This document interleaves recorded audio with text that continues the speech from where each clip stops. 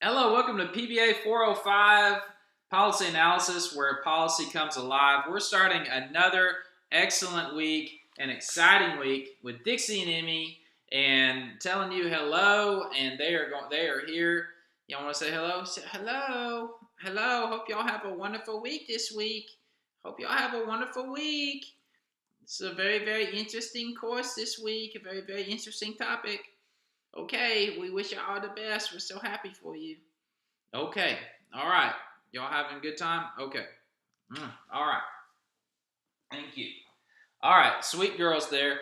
And just really excited to keep working with you guys this week, starting week 3 of the course. I'm going to give you a very quick overview so that we are moving right along and you can focus on the other pieces of the module this week.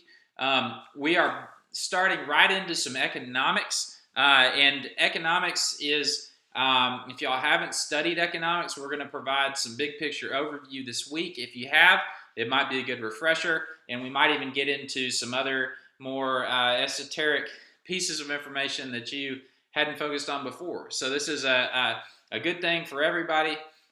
We've also got a chapter in the textbook that's on the little bit on the weedy side. So don't feel bad if it doesn't all just click right off the bat. If it does, fantastic. If it doesn't, that's okay. We're just getting into some economics, some policy economics here, so it's going to be a really good, interesting first blush again, or overview, or a refresher.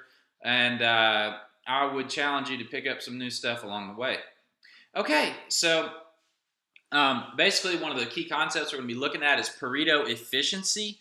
Pareto efficiency is maximizing the allocation of resources so that everybody is fully satisfied, to the point that when all resources are allocated. So basically, you had 100 widgets to distribute.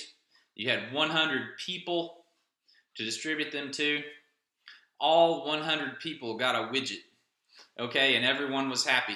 You gave all of your resources out, and you couldn't give anything to anybody else without taking away from another person, okay? That's Pareto efficiency. It's the maximum efficient allocation of resources, okay? So it's a very interesting concept, and it's one of the goals that we have in policy analysis, is to find out how we can efficiently allocate resources, okay? So it never really quite happens perfectly in the real world, but it is a goal, ideally, that we can strive toward. Okay, also we're going to be looking, a key concept here is the tragedy of the commons. And so the tragedy of the commons is basically what happens when you have a public good and people tend to overuse it and abuse it. And so after a while, that good is no longer valuable anymore. It loses its value over time, okay, because it's used, and there's basically no barriers to entry, so the public abuses it. Okay, a good example of this and is we just had the Super Bowl, so you went to that Super Bowl party maybe, or maybe you just enjoyed it at your house or not, but there was that bowl of chips there, and everybody was grabbing some chips out of that bowl of chips, and it was there for everyone. And man, at first it was this bowl of chips. It was just beautiful, man. It was just full of those Tostitos, and you just get one of those chips. Oh, it's so good. But after a while, everybody started grabbing from it, right? And there were just these, after it was just these crumbs and these, the salt at the bottom. It's like, I don't know if I want any more chips. That bowl of chips went downhill pretty quick once everybody had free open access and started grabbing those chips out. So the same thing goes with a public resource. It can be a park. It can be a forest.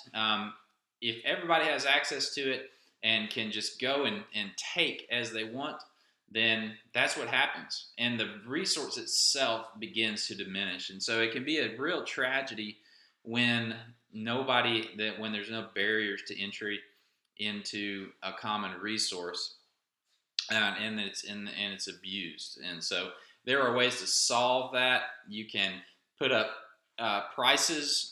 You can put up barriers to entry. You can have it cost money to use. Say, for example, you had a sign next to that bowl of chips that said $1 per chip. Well, those chips would that bowl of chips would stay preserved a lot longer than if you just had some free chips there, right? So pretty quickly, people are not grabbing those chips and messing up that bowl quite as much. Um, it may not be used as much, right? Same thing for like a park, a public park. You could charge entry at the gate. The funds could be used to preserve the park, and then you could also not have as many people floating in. They're not littering as much anymore. They're not, tearing up the roads as much. Same things with like a forest. If you have, for example, private ownership of land, not just anybody can go and chop a tree down there, then that could be an effective way to protect our resources. Private property ownership is a very highly protected and valued thing right here in the state of Texas and in the United States in general. And so having commonly owned things isn't always the best thing for those things. And so anyway, the tragedy of the commons and Pareto efficiency.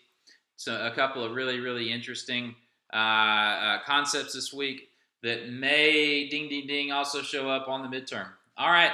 Y'all have a great, great week. Call me if you need anything, 936-205-8236. Someone else wants to say bye. Oh, who is it? Oh, it's Dixie Lee. Ha.